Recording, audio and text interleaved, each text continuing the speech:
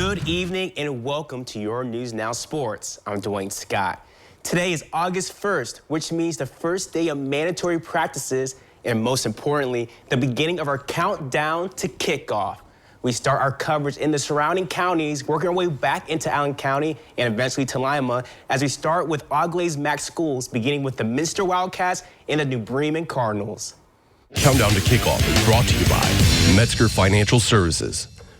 Go! The Minster Wildcats are coming off a season where they went 10-3, finishing tied with Versailles for third place in an ultra-competitive Midwest Athletic Conference. This past year, the Wildcats showed off their dominance in the midway part of the season when they went on a 6-game winning streak with 4 of those victories coming on the road.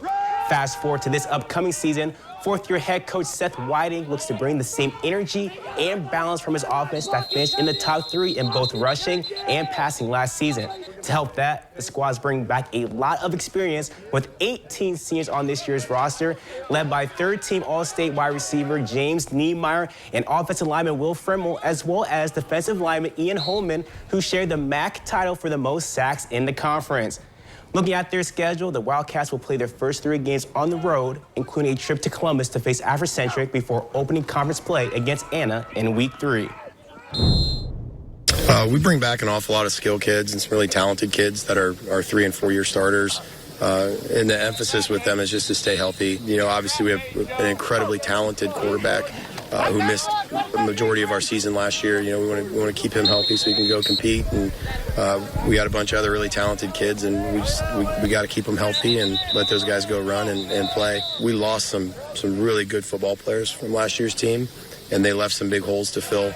You know, we're battling right now trying to make sure that we get the right pieces in the right place to fill in for those guys. I think the biggest goal is go win state.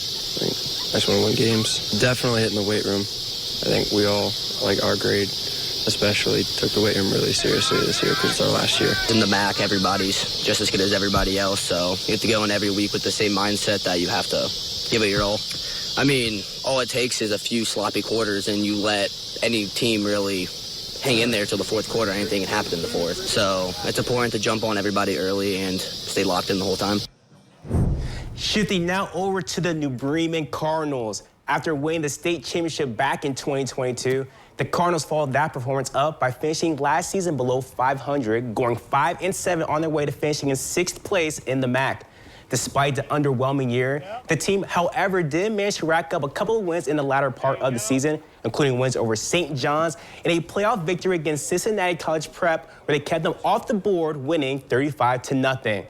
Now, entering his 10th season, head coach Chris Schmidt leads a now motivated group that has 10 seniors returning.